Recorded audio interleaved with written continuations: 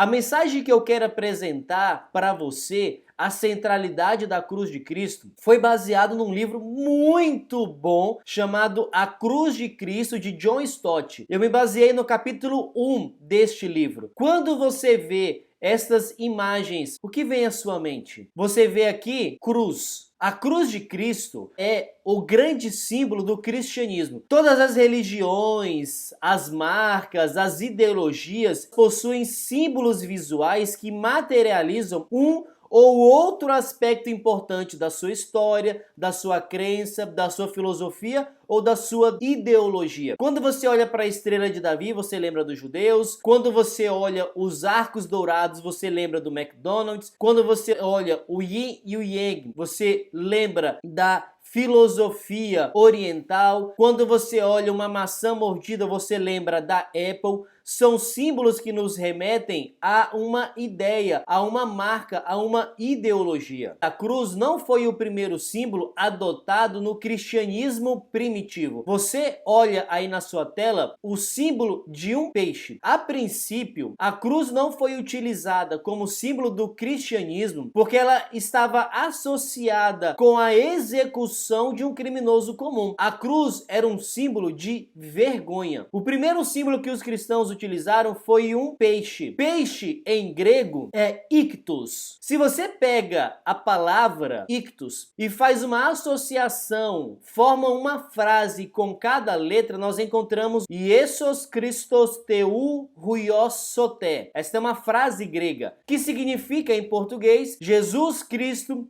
Filho de Deus Salvador. Os primeiros cristãos adotaram o peixe porque foi algo que Jesus utilizou no seu ministério. Há muitas histórias de peixes associadas com a narrativa da vida de Jesus, e quando nós utilizamos a primeira letra de cada palavra, encontramos essa que é uma pregação do Evangelho: Jesus Cristo, Filho do Deus Salvador. Eu quero mostrar para você neste momento uma imagem que foi encontrada em Éfeso por volta do 1º ou 2º século depois de Cristo. Você vê aí na sua tela a ilustração de um peixe e você tem o nome peixe ictus, Iesus Christus Theou Huios Soté. E você vê também ao lado uma espécie de um círculo. Neste círculo se forma também esta palavra. Outros símbolos, outras imagens foram associadas com o cristianismo no decorrer da história. Você vê aí na sua tela os 3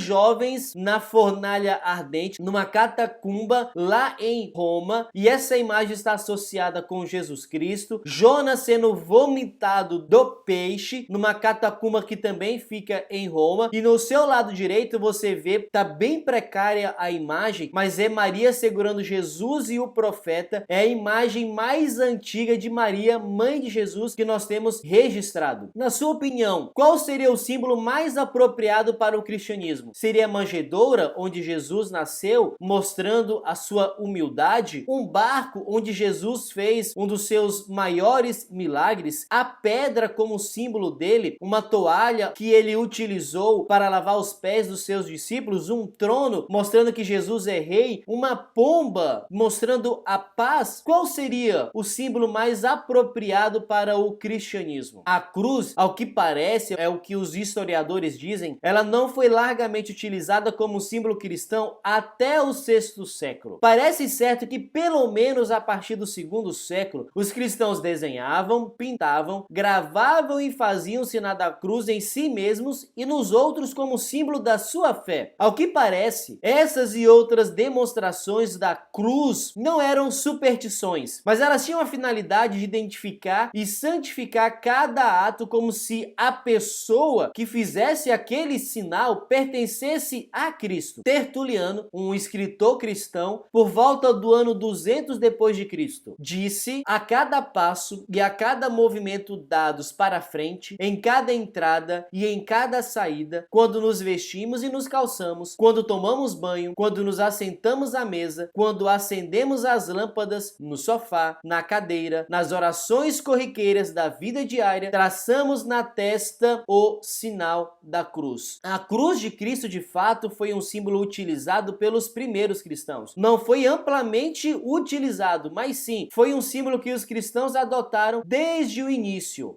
A cruz, ela é uma loucura e um escândalo. Se coloque no lugar dos primeiros cristãos que viveram logo no início da era cristã. Como alguém em sã consciência adoraria um Deus, um homem morto, condenado como criminoso e submetido à forma mais humilhante de execução? A crucifixão romana, ela era reservada aos assassinos, rebeldes e ladrões, desde que fossem escravos, estrangeiros ou pessoas sem posição legal ou social. As pessoas que eram crucificadas eram pessoas que estavam na escala social mais baixa. Isso ajuda a explicar por que a cruz de Cristo, logo no início, ela não foi associada ao cristianismo. É a mesma coisa que você hoje dizer que adora alguém que foi crucificado na cadeira elétrica. Seria muito estranho você dizer, olha, eu estou pregando um Deus que foi condenado como criminoso. Você quer acreditar nele? Isto ajuda a explicar por que a cruz não foi associada tão largamente ao cristianismo logo nos primeiros séculos. Cícero, um autor romano, ele diz o seguinte a respeito da crucifixão: atar um cidadão romano é crime, chicoteá-lo é abominável, matá-lo é quase um ato de assassínio, crucificá-lo é o quê? Não há palavras que possam descrever ato tão horrível. Nós entendemos a partir de todo esse contexto histórico o que Paulo quis dizer em 1 Coríntios capítulo 1, o verso de número 18. Certamente a palavra cruz é loucura para os que se perdem, mas para nós que somos salvos, poder de Deus. A pregação do evangelho no contexto romano, se pregar a um Deus que foi associado à crucifixão, era extremamente complicado e delicado. De fato, como diz o apóstolo Paulo, falar de cruz para os gentios era loucura. Quando nós falamos de cruz de uma perspectiva judaica, o sentimento de repugnância não era diferente. Deuteronômio capítulo 21, verso 23, diz o seguinte: porquanto o que for pendurado no madeiro é maldito de Deus. Por isso, para os judeus era impossível que ao mesmo tempo o Messias tivesse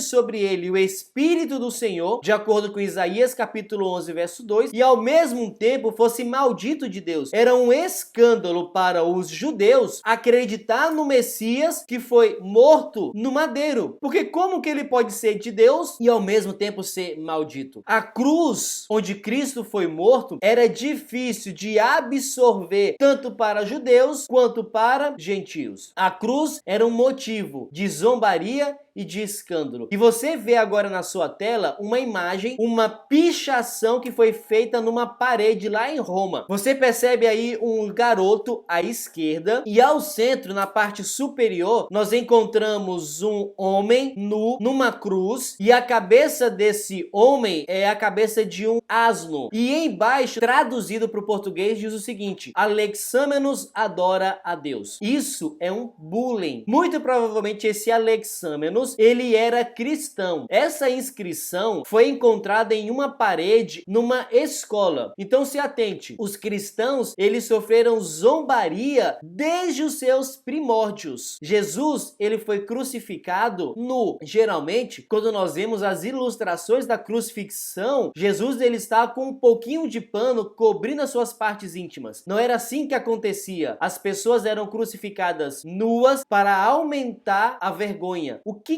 é a cruz, segundo o próprio Cristo? Marcos capítulo 10, o verso 45, nós encontramos: pois o próprio Filho do Homem não veio para ser servido, mas para servir e dar sua vida em resgate de muitos. A cruz, segundo o próprio Cristo, foi o meio que Deus encontrou de nos resgatar. João capítulo 3, o verso 14 e 15: e do mesmo modo, porque Moisés levantou a serpente no deserto, assim importa que o Filho do Homem seja levantado, para que todo o que nele crê tenha vida eterna. Foi através da cruz que eu e você podemos viver para sempre. Lucas 24, verso 26. Porventura, não convinha que o Cristo padecesse e entrasse na sua glória? Porque Cristo morreu, nós podemos ter vida eterna. É isto que Jesus diz a respeito da cruz. E o que os apóstolos diziam a respeito da cruz de Cristo? Paulo em 1 Coríntios capítulo 15, verso 3. Cristo morreu pelos nossos pecados. Porque Cristo se entregou numa cruz, podemos ter perdão. O apóstolo Pedro, na sua carta, 1 Pedro capítulo 2, verso 24, carregando ele mesmo em seu corpo sobre o madeiro, os nossos pecados. O apóstolo João, no livro do Apocalipse, capítulo 1, verso 5, aquele que nos ama e pelo seu sangue nos libertou dos nossos pecados. Os apóstolos, eles tinham a consciência que é por causa da morte de Cristo numa cruz que nós podemos ter a libertação dos nossos pecados. A cruz de Cristo persistiu apesar de toda oposição. O islamismo, a exemplo, rejeita a cruz, pois declara que não há nenhuma necessidade de um Salvador que morra para tirar pecados. A Surata 53, verso 38 diz: alma nenhuma levará o fardo da outra. A Surata 17, verso 15 diz: cada homem colherá os frutos das suas próprias ações. O Alcorão não apresenta a ideia de alguém morrendo pelos pecados de outras pessoas. Jesus, ele é um profeta na visão do Alcorão, mas ele não é alguém que morreu para trazer salvação. Quando nós vamos para o hinduísmo, os hindus, eles aceitam a historicidade tanto da pessoa de Jesus quanto da sua crucifixão, mas eles rejeitam que a morte de Jesus na cruz traz salvação. Gandhi, ele disse que eu poderia aceitar Jesus como Marte, uma incorporação do sacrifício e um mestre divino, mas não como o homem mais perfeito que já existiu. Sua morte na cruz foi um grande exemplo para o mundo, mas que ela contivesse algo parecido como uma virtude misteriosa ou miraculosa, meu coração não poderia aceitar. Eles dizem que o sacrifício de Jesus foi muito bom para mostrar sua humildade, mas que a cruz de Cristo traz salvação para a humanidade, isso eu não posso aceitar. Foi o que Gandhi disse. Nietzsche, um famoso filósofo, ele disse no seu livro O Anticristo, de 1895, que ele tinha admiração pelo conceito evolucionista da sobrevivência do mais apto de Darwin. Assim, ele desprezava todas as formas de fraqueza e, em seu lugar, ele sonhava com a emergência de um super-homem e uma raça governante audaz. Para ele, depravação significava decadência. E nada era mais decadente do que o cristianismo que, nas suas palavras, tem tomado o partido de tudo o que é fraco, baixo, mal constituído. Você percebe que a cruz, onde Cristo morreu para salvar a humanidade, ela sofreu oposição desde os seus primórdios, tanto pelos judeus quanto pelos gentios. E no decorrer da história, outras religiões, como o islamismo e o hinduísmo, não aceitam a ideia da cruz. E grandes filósofos como Nietzsche também veem problema na cruz, onde Deus morreu para trazer salvação para cada um de nós. Só que a cruz de Cristo, ela é incomparável. Eu quero apresentar uma citação de Ellen White no livro Caminho a Cristo, página de número 15. Tal amor como Deus teve por nós, enviando Jesus para a nossa salvação, é incomparável. Filhos do Rei Celeste, preciosa promessa, tema para a mais profunda meditação, o inigualável amor de Deus por um mundo que o não amou.